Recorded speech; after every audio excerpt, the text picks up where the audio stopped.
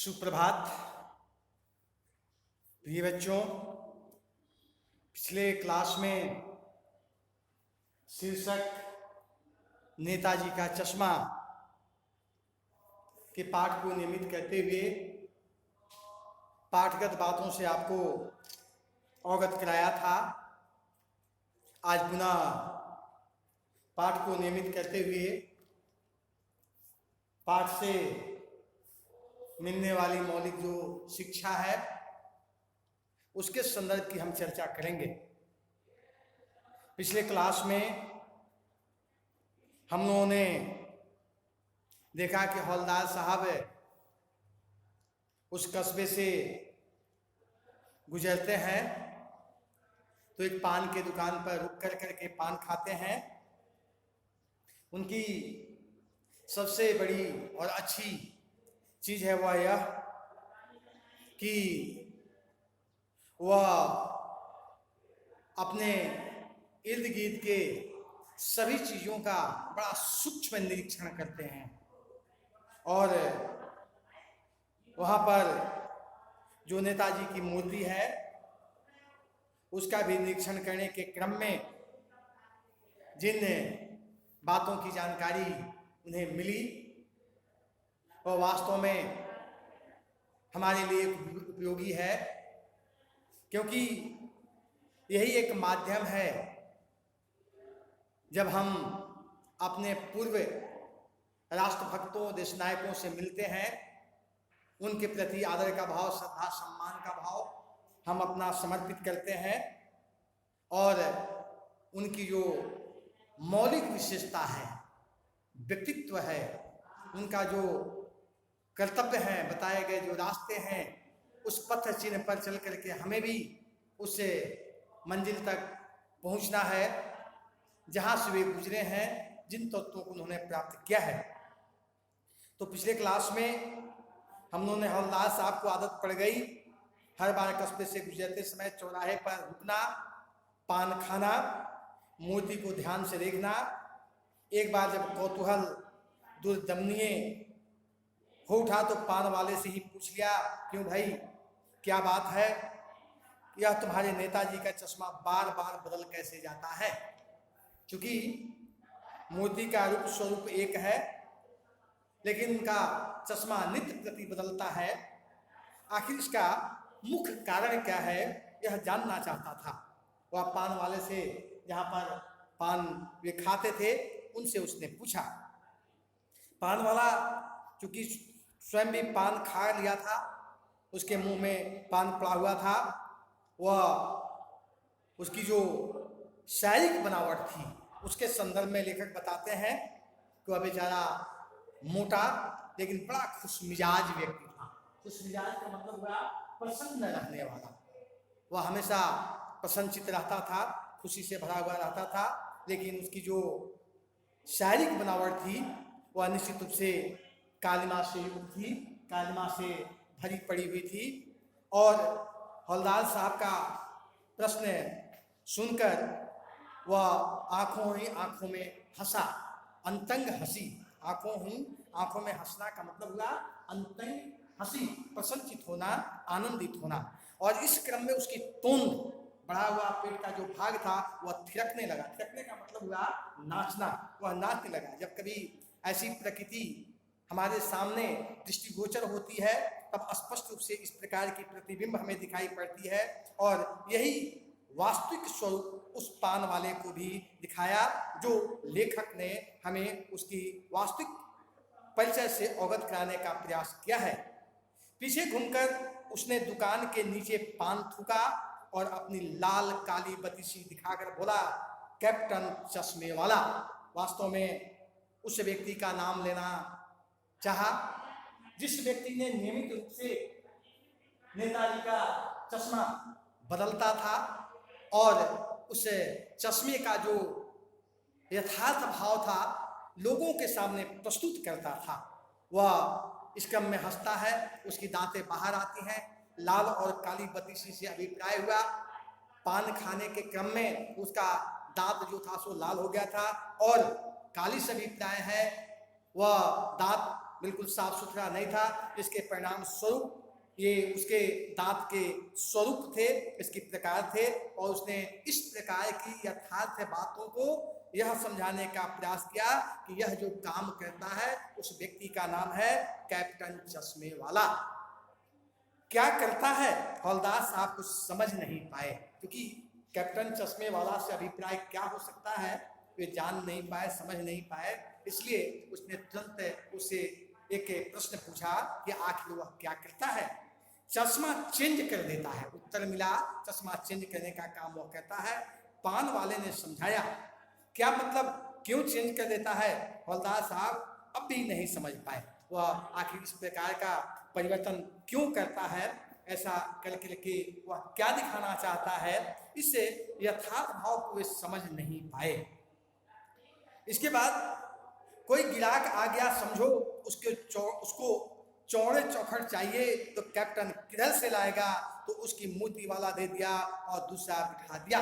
वास्तव में कोई भी चश्मा वह नेताजी सुभाष चंद्र बोस के आंखों पर चढ़ा देता था।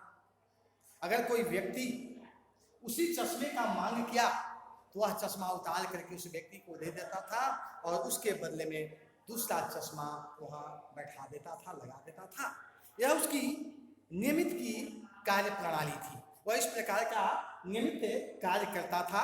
और इसके बाद अब हवलदार साहब को बात कुछ कुछ समझ में आई। एक चश्मे वाला है जिसका नाम कैप्टन है, उसे नेताजी के बगैर चश्मे वाली मूर्ति बड़ी बुरी लगती है, बल्कि आहत करती है, मानो चश्मे के बगैर नेताजी को असुविधा हो रही हो। इसलिए वह अपनी छोटी सी दुकान में उपलब्ध गिने चुने फ्रेमों में से एक नेताजी की मूर्ति पर फिट कर देते हैं। लेकिन जब कोई ग्राहक आता है और उसे वैसे ही फ्रेम की दरकार होती है जैसा मूर्ति पर लगा है, तो कैप्टन चश्मे वाला मूर्ति पर लगा फ्रेम संभवतः नेताजी से क्षमा मांगते हुए लाकर ग्राहक को दे देता है और बाद में नेताजी को दूसरा फ्रेम लौटा देता है। वाह भाई, खूब क्या आइडिया है। वास्तव में जब हम इस व्यक्ति का, कैप्टन की चर्चा हम जब करेंगे,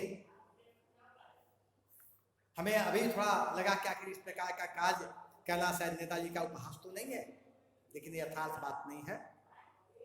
किसी भी व्यक्ति का किसी भी प्रकार से अगर विचार पवित्र है, मन शुद्ध है, तो उसका उपहास नहीं हो सकता। लेकिन सारी शुद्धता और पवित्रता के पश्चात भी यदि मन में उपहास करने की बात है तो वह उपहास ही उपहास है।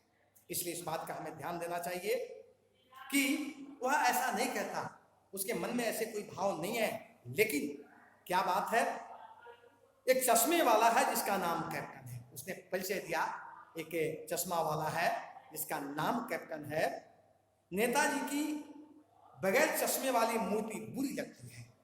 सोचिए, एक वैसा व्यक्ति जो चश्मा बेच करके जीविकोपार्जन करता है, अपना कोई दुकान नहीं है, आगे इस बात की जानकारी हम प्राप्त करेंगे, देंगे पाठकर।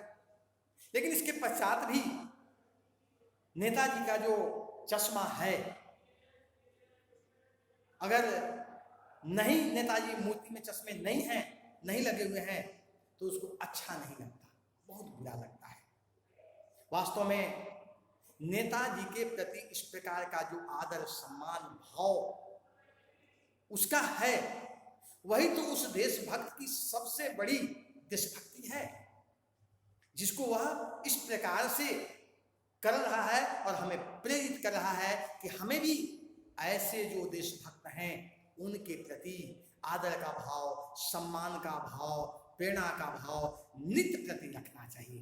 काश अगर ऐसी बात होती तो बड़ी अच्छी बात होती, लेकिन हम ऐसा करने में शायद समर्थ नहीं हो पा रहे हैं। ऐसा हमें करना ही चाहिए। स्वाभाविक रूप से वह व्यक्ति ऐसा करता है, उसे नेताजी की वह प्रतिमा, वह मूर्ति जिस पर नेताजी के प्रतिमा तो लगी हुई है, सब कुछ ठीक ठाक है, लेकिन चश्मा के बगैर वाली जो मूर्ति है उसे अच्छी नहीं लगती, बल्कि उसे ऐसा लगता है कि जिस व्यक्ति ने ऐसा किया है, नेताजी के साथ मजाक उड़ाया है, उपहास किया है, ऐसा उसे अच्छा नहीं लगता। परिणाम स्वरूप उसके पास जो चश्मा होता है उन पर लगा देता है, लेकिन जब कोई ग्राहक आता है उसी चश्मा को मांगता है तो वह चश्मा उस ग्राहक को दे देता है, उतारने के क्रम में उसका क्षमा प्रार्थी होकर करके, और फिर दूसरा चश्मा पुनः उस जगह पर बैठा देता है। मानो चश्मे के बगैर नेताजी को असुविधा हो रही है, इसलिए वह अपनी छोटी सी दुकान में उपलब्ध गिने चुने फ्रेमों में से एक नेताजी की मूर्ति पर फिट कर देते हैं। ऐसा उसे लगता है कि शायद नेताजी का जो देखने की प्रकृति है इस चश्मे के अभाव में स्पष्ट रूप से नहीं हो पा रही है, इसलिए उसके मन में यह भाव है कि हम नेताजी के मूर्ति पर यह चश्मा जरूर रहने देंगे, रखेंगे, उसके बिना उनकी मूर्ति अच्छी नहीं लगती। वह हमेशा ऐसा करता है, लेकिन जब कोई ग्राहक आता है उसे फ्रेम की दरकार होती है, उस जैसे मूर्ति पर लगा है तो कैप्टन चश्मे वाला मूर्ति पर से उतार कर कुछ ग्राहक को दे देता है, क्षमा मांगते हुए नेताजी से, और वह इस प्रकार से उनके प्रति आदर का भाव, सम्मान का भाव और एक राष्ट्र के प्रति सजग देशभक्ति जो लोगों को प्रेरित करती हो, उसका वह प्रेरणा स्रोत बन जाता है। ऐसा नहीं है उसने बहुत कुछ किया, लेकिन कुछ नहीं करने के पश्चात भी एक जो त्रुटि है कि मूर्ति प्रतिमा पर चश्मा नहीं है, और चश्मा के अभाव में वह नेताजी की मूर्ति को कल्पना से बाहर रखाता है। और मैं भी समझता हूँ, व्यक्तिगत मेरा भी राय है, किसी व्यक्ति का जो परिधान है और नेताजी का, सुभाष चंद्र बोस का मूर्ति प्रतिमा हो और उनका चश्मा उस पर नहीं लगा हुआ हो, तो मैं समझता हूँ उनके व्यक्तित्व के साथ, उनके अपने राष्ट्र से प्रेम करने की जो प्रवृत्ति है उसके साथ निश्चित रूप से कहीं न कहीं छल प्रपंच है। इस प्रकार की बात हमें स्वीकार किसी भी प्रकार से नहीं है। तो इस प्रकार से वह वहाँ से उतार लेता है और दूसरा चश्मा वहाँ लगा देता है। यह कहानी पान वाले ने हवलदार साहब को सुनाया। किसके बारे में सुनाया? कैप्टन के बारे में सुनाया। वह इस प्रकार से, इस प्रकार के कार्य को कर करके सारी क्रियाओं को वह करता है। यह एक निश्चित रूप से उत्कृष्ट कार्य है, लेकिन देशभक्तों के प्रति जो आदर करते हैं या जो आदर करने के भाव रखते हैं उनके लिए, लेकिन जो इनसे कोसों दूर हैं, जिन्होंने स्वतंत्रता का, दासता का स्वाद नहीं चखा, नहीं जाना, उनके लिए तो स्वतंत्रता क्या, प्रतंत्रता क्या, कोई अर्थ नहीं है। लेकिन वास्तव में देशभक्ति, राष्ट्रभक्ति, उन स्वतंत्रता सेनानियों के प्रति आदर और सम्मान का भाव अगर हम इस प्रकार से रखें तो निश्चित रूप से हम एक राष्ट्र के प्रति समर्पण के भाव से देशभक्ति का काम ही कर रहे हैं, और ऐसा कार्य करके ही हमें अपने राष्ट्र के प्रति जो ऋण है उसे ऋण होने का प्रयास करना चाहिए। तो आज के क्लास में इतना ही, अगले क्लास में नियमित किया जाएगा। आपको धन्यवाद।